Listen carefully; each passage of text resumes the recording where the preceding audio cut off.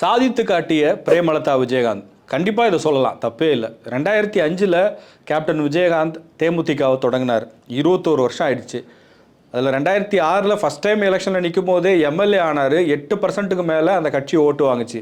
எல்லாரையுமே ஆச்சரியப்பட வச்சாங்க. திமுக அன்னைக்கு ஆட்சிக்கு வந்தாலும் பெரும்பான்மை பெற முடியலை. அதுக்கடுத்து ஒரு 5 வருஷத்தில் 2006 கட்சி தொடங்கினார். 2011 எதிர்கட்சி தலைவர் ஆனார். தேமுதிகவுக்கு மட்டும் 29 எம்எல்ஏக்கள் கிடைச்சாங்க. எதிர்கட்சி அந்தஸ்தை கூட இழந்தது திமுக. இவ்வளவும் சாதிச்சு காட்டின கேப்டன் விஜயகாந்தால் நாடாளுமன்றத்துக்கு தன்னுடைய கட்சியிலிருந்து ஒருத்தரை அனுப்பணும் அப்படிங்கிற ஒரு விஷயம் மட்டும் ஒரு நிறைவேறாத ஆசையாகவே இருந்துச்சு. அது இத்தனை வருஷம் கழிச்சு தேமுதிக இன்னைக்கு 21 வயசு ஆன ஒரு கட்சியாக இருக்குது. இத்தனை வருஷம் கழித்து பிரேமலதா விஜயகாந்த் அதை செஞ்சு காமிச்சிருக்காங்க. இது சாதாரண விஷயம் இல்லை. 2011 வரைக்கும் தேமுதிகவுக்கு ஏறுமுகம் தான். 2014 நாடாளுமன்ற தேர்தலில் பிஜேபியோட கூட்டணி வச்சாங்க, ஜெயிக்க முடியலை. 2016 மக்கள் நல கூட்டணி, முதலமைச்சர் வேட்பாளராக கேப்டன் விஜயகாந்த், கேப்டனாலேயே ஜெயிக்க முடியலை. அதன் பிறகு 2019, 2021, 2024 தொடர்ந்து பல தேர்தல்களை அந்த கட்சி சந்தித்தாலும் அவங்களால வெற்றி பெற முடியவே இல்லை. இந்த கட்சி அவ்வளோதான், முடிஞ்சிருச்சு, இதுக்கப்புறம் யாருங்க இந்த கட்சியை கண்டுக்க போகிறா, கேப்டன் தொடங்கின கட்சியை அநியாயமாக இப்படி குழி தோண்டி புதைச்சிட்டாங்களே அப்படின்னு பேசாதவங்க இல்லை. கேப்டன் இருக்கும்போதும் கேப்டனுடைய தனிப்பட்ட வாழ்க்கையை டார்கெட் பண்ணி கேலி பேசி கிண்டல் பண்ணி இதெல்லாம் பண்ணவங்க ஒரு பக்கம்னா, கேப்டனுடைய மறைவுக்கு பிறகு அந்த நல்ல மனுஷனை தவற விட்டுட்டுமேப்பா, அவர் மட்டும் உயிரோடு இருந்தால் இன்றைக்கி அவர் தான் சிஎம் அப்படின்னு கேப்டன் விஜயகாந்துடைய உடல்நலம் பாதிக்கப்பட்ட பிறகும் அவர் காலமான பிறகும் சொன்னவங்க ஏராளம். இன்றைக்கி தமிழ்நாட்டில் மட்டும் இல்லை, இந்தியாவின் பல மாநிலங்களிலிருந்தும், ஏன் வெளிநாடுகளில் இருந்து கூட வந்து கோயம்பேட்டில் தினம்தோறும் கேப்டன் விஜயகாந்தோட நினைவிடத்தில் மரியாதை பண்ணுறவங்க, மரியாதை செலுத்துகிறவங்க ஆயிரக்கணக்கானவர்கள். அங்கே போகிற எல்லாருக்குமே தெரியும். தமிழ்நாட்டில் எம்ஜிஆருக்கு பிறகு ஒருத்தருக்கு இப்படியான ஒரு செல்வாக்கு உருவாச்சு அப்படின்னா கேப்டன் விஜயகாந்துக்கு தான். ஆனால் அவர் உருவாக்கின கட்சி இருக்கு இல்லையா, 2006, 2011 மிகப்பெரிய ஒரு ஃபோர்ஸாக இருந்துச்சு. ஈவன் 2016 தேர்தல் வரைக்கும் அவங்க எடுக்க போகிற முடிவு என்ன, அவங்க எந்த கட்சியோட கூட்டணி வைக்க போகிறாங்க அப்படிங்கிறது தான் பரபரப்பாக இருந்துச்சு.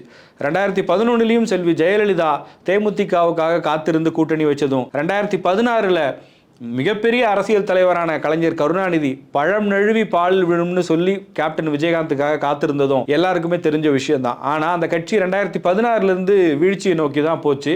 ஒரு கட்சி ஜெயிக்கும் போது அதுக்கு எல்லாமே கிடைக்கும், எத்தனை எம்எல்ஏக்கள் வேணாலும் இருப்பாங்க, யார் வேணாலும் கூட்டணிக்கு வருவாங்க. பட் ஒரு கட்சி வீழ்ச்சி பாதையில் இருக்கும்போது, கட்சி தன்னுடைய தலைவனை இழந்து நிற்கும்போது அதற்கான ஒரு முகத்தை கொடுத்து அந்த கட்சியை மறுபடியும் வந்து களத்துக்குள்ளே கொண்டு வந்து நிறுத்துறது அவ்வளோ சாதாரண விஷயம் இல்லை. அது மட்டும் இல்லாமல் பிரேமலதா விஜயகாந்த் அவங்களை எடுத்துக்கிட்டோம் அப்படின்னா, விஜயகாந்துடைய மறைவுக்கு பிறகு தனிப்பட்ட முறையில் அது எவ்வளோ பெரிய இழப்பு. தன்னுடைய கணவர் அவங்க இழந்திருக்கிறாங்க. அந்த இழப்பிலிருந்து மீண்டு வர்றதே பெரிய போராட்டமாக இருக்கும்.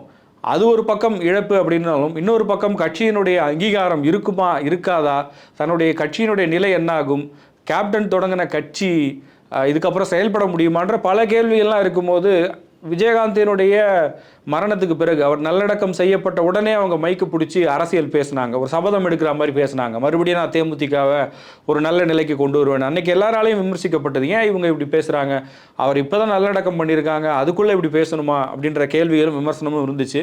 ஆனால் அவங்க அந்த இடத்துலேருந்து தொடங்கி தன்னுடைய கட்சி மீது 1000 விமர்சனங்கள் வரலாம். தேமுதிகவை பொறுத்த வரைக்கும் அரசியல் ரீதியாக அவங்க 2 கட்சியோடும் ஒரே நேரத்தில் பேசினாங்க, பேரம் பேசினாங்கன்னு என்ன வேணாலும் விமர்சனங்கள் வைக்கலாம். பட் ஒரு பெண்ணாக இருந்து எந்த தலைவர் எந்த ஒரு மனிதருக்காக ஒரு கட்சி உருவாக்கப்பட்டதோ அவர் மறைவுக்கு பிறகு அந்த கட்சியை வந்து இன்றைக்கும் ஒரு லைம் லைட்டில் வைக்கிறதா இருக்கட்டும் சரி, இன்றைக்கும் அரசியலில் ரிலவெண்ட்டான ஒரு கட்சியாக வைக்கிறதும் சாதாரண விஷயமே இல்லை. அதை அந்த வகையில் பார்க்கும்போது பிரேமலதா விஜயகாந்த் அவங்க நினச்சதை செஞ்சு காமிச்சிருக்காங்க. அதுதான் இன்றைக்கி தேமுதிகவுக்கு ஒதுக்கப்பட்டிருக்கக்கூடிய ராஜ்யசபா சீட். எல்கே சுதீஷ் வந்து வேட்பாளராக வேட்புமனு தாக்கல் பண்ணியிருந்தார். அவருடைய வேட்புமனுவும் ஏற்கப்பட்டிருக்கு. அவர் எம்பி ஆகிட்டார், கிட்டத்தட்ட உறுதிப்படுத்திட்டாங்க அப்படின்னே சொல்லலாம். விஜயகாந்தால் செய்ய முடியாததை பிரேமலதா விஜயகாந்த் செஞ்சுருக்காரு. ஏன்னா 2011 நான் முன்னாடியே சொன்ன மாதிரி 29 எம்எல்ஏக்கள் தேமுதிக இருந்தாங்க.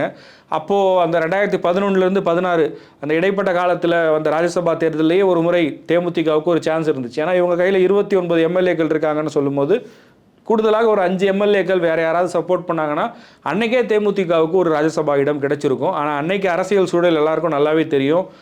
கேப்டன் விஜயகாந்த் சட்டசபையில் பேசும்போது அதிமுகவுக்கும் தேமுதிகவுக்கும் ஏற்பட்ட அந்த உரசலுக்கு பிறகு தேமுதிகவில் இருந்த சில சட்டமன்ற உறுப்பினர்களே அதிமுக ஆதரவு நிலைப்பாடு எடுத்தாங்க. செல்வி ஜெயலலிதாவை போயஸ் கார்டனில் போய் சந்திச்சாங்க. ஏன் சந்திச்சாங்கன்னு கேட்டதுக்கு தொகுதி வளர்ச்சிக்காக போய் பார்த்தோம்னு சொன்னாங்க. இப்படி பல சூழ்ச்சிகள் அன்னைக்கு தேமுதிகவுக்கு எதிராக இருந்ததுனால அவங்களால எம்எல்ஏக்கள் இருந்தாலும் ராஜ்யசபா இடத்தை பெற முடியல. இன்னைக்கு சட்டசபையில் அவங்களுக்கு எம்எல்ஏக்களே இல்லை, பிரதிநிதித்துவமே இல்லை. அவங்களுடைய வாக்கு சதவீதமும் ரொம்ப மோசமாயிடுச்சு. 2021 தேர்தலில் அமமுகவோட கூட்டணி வச்சு 1% கீழே அவங்க வாக்கு சரிஞ்சுது.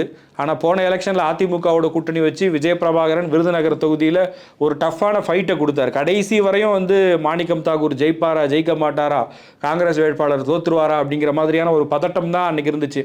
அந்த அளவுக்கு ஒரு டஃப்பான ஃபைட்டை விஜயபிரபாகரன் கொடுத்தாரு. இருந்தாலும் ஜெயிக்க முடியலையே. தேர்தலை பொறுத்த வரைக்கும் ஒரு ஓட்டில் ஜெயித்தாலும் வெற்றி தான், ஒரு ஓட்டில் தோற்றாலும் தோல்வி தான். அதை யாரும் பேச போகிறதில்ல.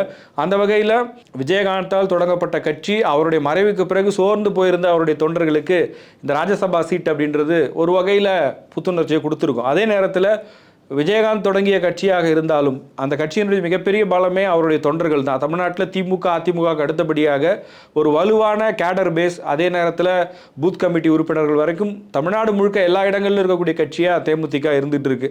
பல ஆண்டுகளாக அவங்களால வெற்றி பெற முடியலைனாலும் இன்றைக்கும் கட்சியில் அந்த அடிப்படை கட்டமைப்பு அப்படிங்கிறது வலுவாகவே இருக்குது. அப்படிப்பட்ட கட்சியில் அந்த ராஜ்யசபா இடத்தை அவருடைய குடும்பத்தை, அதாவது பிரேமலதா அவர்களுடைய குடும்பத்தை சேர்ந்த ஒருத்தருக்கே தரணுமான்ற கேள்வி பொதுவாகவே எழுவது இயல்பு தான். அதை பற்றி கேட்டதுக்கு அவர் கட்சிக்காக கஷ்டப்படலையா, அவருக்கு அதை வாங்குவதற்கான உரிமை இல்லையான்னு அவங்க கேட்டிருக்காங்க. அந்த கட்சியை சார்ந்த உறுப்பினர்களும் அந்த கட்சியை சார்ந்த தலைவர்களும் முடிவு செஞ்சு யாருக்கு கொடுக்குறாங்களோ அது அவங்களுடைய தனிப்பட்ட விருப்பம் தான். இது இன்றைக்கி எல்லா கட்சிகளையும் இருக்குது. பாமக எடுத்துக்கிட்டோம் அப்படின்னா அன்புமணி ராமதாஸ் தான் ராஜ்யசபா உறுப்பினர் ஆகிறாரு. அதே போல் தமிழ் மாநில காங்கிரஸுக்கு ஒரு வாய்ப்பு கிடைக்கும் போது அங்கே ஜி.கே. வாசன் தான் ராஜ்யசபாவுக்கு போகிறாரு. மதிமுகவுக்கு ஒரு வாய்ப்பு கிடைக்குது அப்படின்னா அங்கே வைகோ தான் ராஜ்யசபா எம்பி ஆகிறாரே தவிர எந்த கட்சியிலையும் சாதாரண தொண்டர்களுக்கு இந்த ராஜ்யசபா இடம் அப்படின்றது கொடுக்கப்படுறது இல்லை. ரொம்ப ரேராக ஒரு சில உதாரணங்கள் சொல்லலாம். இப்போ காங்கிரஸில் ஒருத்தருக்கு கொடுத்துருக்காங்க. அதே போல் அதிமுகவில் தர்மர் அப்படிங்கிற அதிமுகவை சேர்ந்த ஒன்றிய செயலாளருக்கு அந்த ராஜ்யசபா கொடுக்கப்பட்டது. இப்படியான வரலாறு தான் இருந்திருக்கு. எது எப்படியோ தேமுதிகவினுடைய அரசியல் வரலாறுல இந்த 21 வருஷத்தில் பிரேமலதா விஜயகாந்த் அந்த கட்சியினுடைய பொதுச் செயலாளராக பொறுப்பேற்ற பிறகு அவங்களுக்கு கிடைச்சிருக்கக்கூடிய முதல் வெற்றி இது அப்படின்னே சொல்லலாம். இந்த வெற்றின்றது இத்தனை ஆண்டு காலமாக அவங்களுடைய அரசியல், விஜயகாந்துக்கு இருந்த அந்த நற்பெயர், இது எல்லாத்துக்கும் கிடைச்ச ஒரு வெற்றியாக இருக்குது. மக்கள் ஆனால் இவங்களை தொடர்ந்து ஆதரிக்கணும்னா சட்டமன்ற தேர்தலையும் திமுக கூட்டணியில் அவங்களுக்கான இடம் ஒதுக்கப்படும். ஆனால் அந்த வெற்றிங்கிறது அவ்வளோ சுலபமாக இருக்குமா? திமுகவுடைய வாக்குகள் இருக்குது, திமுக கூட்டணி கட்சிகளுடைய வாக்குகள் இருக்குது. எப்படியும் அவங்களுக்கு குறைந்தபட்ச சீட்டு கிடைக்க போகிறது உறுதி. போட்டியிடக்கூடிய இடங்களில் சில இடங்களில் நிச்சயமாக அவங்க வெற்றி பெறுவாங்கன்னு சொல்கிறாங்க. ஆனால் தொடர்ந்து ஜெயிக்கணும், எம்எல்ஏக்கள் இருக்கணும் அப்படின்னா மக்களுக்காக களத்தில் நிற்கிறவங்கள தான் மக்கள் எப்போவுமே ஆதரிப்பாங்க. தேர்தல் நேரத்தில் மட்டும் களத்துக்கு வந்துட்டு மற்ற நேரங்களில் மக்களை மறந்துட்டு அவங்க தேர்தலுக்கு மட்டும் எந்த ஒரு கட்சி வருதோ அவங்க எல்லாரையுமே மக்கள் கடந்த காலங்களில் நிராகரிச்சிருக்காங்க. ஜெயிக்கணும் அப்படின்னா மக்களோட களத்தில் இருக்கணும். இந்த தேமுதிகவுக்கு ராஜ்யசபா கொடுக்கப்பட்டதில் இன்னொரு பார்வையும் முன்வைக்கப்படுது. இதுக்கு முன்னாடி அதிமுகவோட கூட்டணி வச்சப்பவே ராஜ்யசபா சீட்டு தரேன்னு சொல்லி ஒப்பந்தம் போட்டாங்க. ஆனால் அவங்க தரலை. சொன்ன வாக்கை எடப்பாடி பழனிசாமி காப்பாற்றலைன்னு தேமுதிக தொண்டர்கள் கோவப்பட்டு விமர்சனங்கள்லாம் பண்ணுறாங்க. ஆனால் திமுக கூட்டணியில் ஸ்டாலின் சொன்னார், செய்து காட்டியிருக்கிறார். இன்றைக்கி ராஜ்யசபா உறுப்பினராக நாங்கள் போயிருக்கோம், அவருக்கு நாங்கள் உண்மையாக இந்த தேர்தலில் வேலை செய்ய போகிறோம், தேமுதிகவுடைய ஃபுல் சப்போர்ட் கிரவுண்டில் இருக்கும் அப்படின்னு அவங்க பேசுகிறதையும் பார்க்க முடியுது. அந்த வகையில் ஸ்டாலினும் இந்த இடத்துல அவருடைய ஈகோலாம் பார்க்காம, தேமுதிகவுடைய வாக்கு வங்கியெல்லாம் பார்க்காம, இந்த தேர்தலில் நமக்கு குறைந்தபட்ச வாக்குகள் கூட கண்டிப்பாக திமுகவின் வெற்றிக்கு தேவை என்பதை உணர்ந்து அவர் எடுத்த முடிவுகள் தான் தேமுதிகவை அந்த கூட்டணிக்குள்ளே கொண்டு வந்திருக்கு. அது மட்டும் இல்லாமல் ஒரு தலைவராக பல இடங்களில் அவர் ஷைன் ஆகிறதுக்கு முக்கியமான காரணமாக இந்த மாதிரியான அணுகுமுறை தான் இருக்குது. இப்போ காங்கிரஸோடு கூட்டணி உடஞ்சிரும்னு எல்லாரும் சொன்னாங்க. ஆனால் 3 இடங்களை கூடுதலாக கொடுத்து அந்த கூட்டணியை உறுதிப்படுத்தினார். தேமுதிக இங்கே வர்றதுனால என்னங்க பலன், அந்த கட்சிக்கு என்ன ஓட்டு இருக்குது, தேமுதிகவோட செட் ஆகுமான்னு அந்த கட்சிக்குள்ளேயே பல குரல்கள் இருந்தாலும் இல்லைன்னு சொல்லி தேமுதிகவை அதிமுக பக்கமோ இல்லை என்டிஏ பக்கமோ போவதை தடுத்து தன் பக்கம் கொண்டு வந்திருக்கிறார். அதுக்கு ஒரு ராஜ்யசபா சீட்டு தானே பரவாயில்லன்னு விட்டு கொடுத்து கொண்டு வந்திருக்கிறாரு.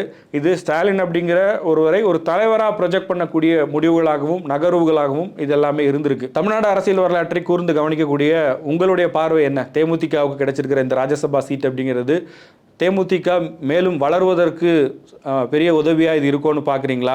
இல்லை இது இந்த தேர்தலில் ஒரு சீட்டு வாங்கிட்டாங்க, இந்த கட்சியினுடைய வளர்ச்சி அப்படிங்கிறது இனிமேல் அவங்களுடைய செயல்பாடுகளை பொறுத்து தான் இருக்குமா? உங்களோட ஒப்பீனியன் என்ன அப்படிங்கிறத கமெண்ட் செக்ஷனில் பதிவு பண்ணுங்கள்.